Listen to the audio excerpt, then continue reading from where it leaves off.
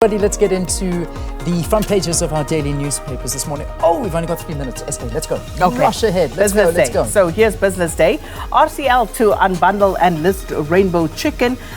So the board of RCL Foods has given the green light for the spin-off of the independent listing of Rainbow Chicken. And that was a big story yesterday. X snubs SA's media inquiry. It's the story that we just covered. The Competition Commission, irked as a Musk's platform, cites legal reasons. The inquiry, which started public hearings yesterday, is designed to examine the impact of digital platforms such as X, which is owned by Elon Musk, Facebook and Google, on the distribution and monetization of media content. Aspen aims to put factories to work, and this is, of course, Africa's biggest pharmaceutical manufacturer, investing more than 10 billion rand in its sterile manufacturing facilities in France and South Africa. And also emissions reach new high, but growth slows. That's global energy-related carbon dioxide emissions grew 1.1% in 2023, increasing by 410 million tons. And this propelled total emissions to a new record of 37.4 billion tons. All right, so on to the Star very quickly.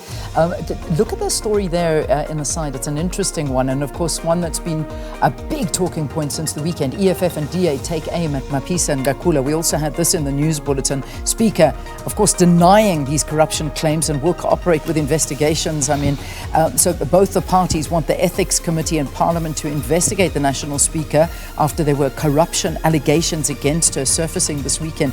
I mean, an amount of 2.3 million rand is what they're talking about in cash bribes.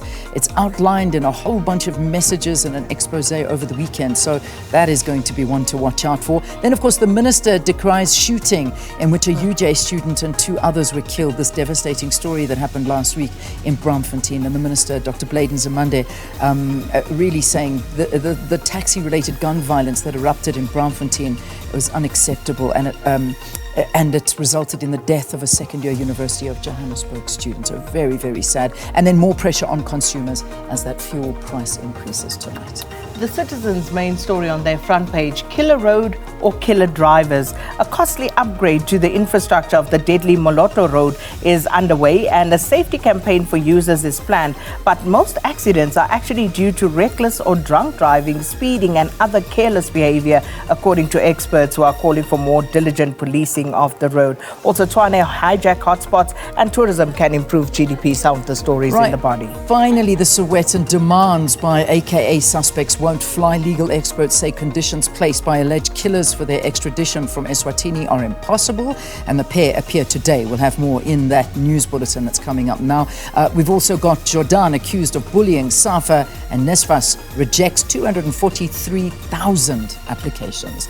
There you go. That's it. The front pages, and of course, remember our website, sabcnews.com. Everything there and more as well. Let's get your news. It's 7 o'clock.